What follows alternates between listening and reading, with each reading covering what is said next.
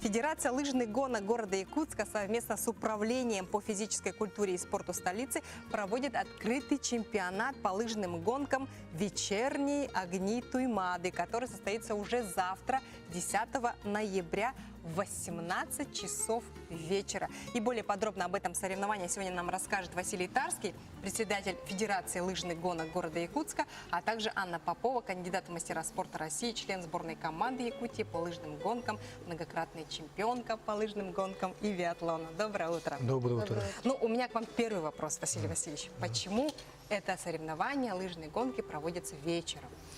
Во-первых, зимние и вечерние фонари, яркий фейерверк,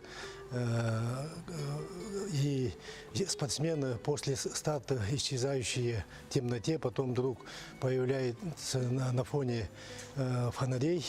Вот. И как Деда Мороза, все авинии, это явление необычное, красочное. Очень атмосферно будет, да? А у них будут какие-нибудь фонарики на лбу? Мы проводим в стадионе, во-первых, да, ЮНОС, поэтому там вокруг фонари, и у спортсменов будет тоже свои фонари. Вот. И, во-вторых, мы стартуем в 18:00, тем самым мы говорим и показываем населению, что заниматься физкультурой и спортом можно после рабочего дня, в это время, в ноябре, на улице и после работы.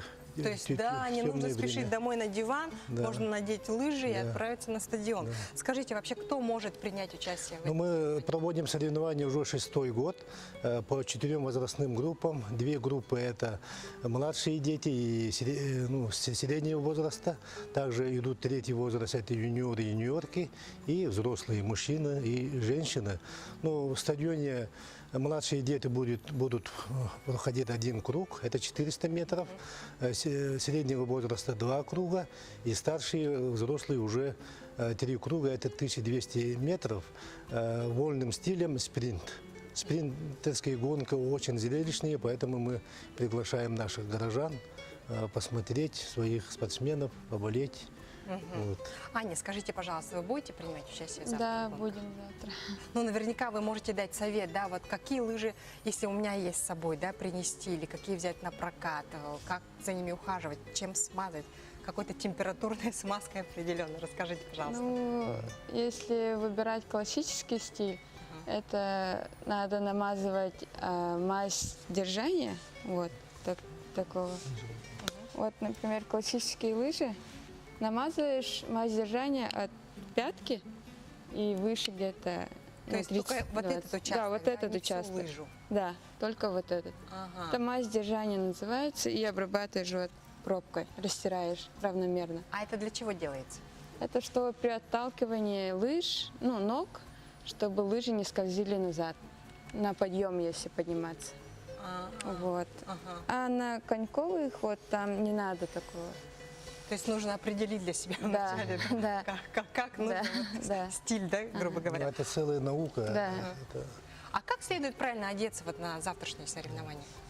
Конечно же, тепло, как будет это вечером, термобелье, разминочные костюмы лыжные и там перчатки, конечно. Шапочка. То есть слишком укутываться слишком тоже не надо, да.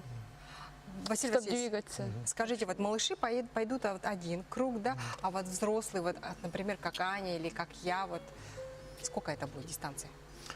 Для юниорок будет это 2 круга, это 800 метров, а для взрослых 3 круга, это 1200 метров будет. А те телезрители, которые сейчас нас смотрят, и хотят принять участие в завтрашних гонках, они могут, как-то подать заявку? Пожалуйста, мы приглашаем. В 16:00 в стадионе ЮНОС будет работать мандатная комиссия, а в 17:30 будет парад с фейерверком, красочным фейерверком, и в 18:00 старт.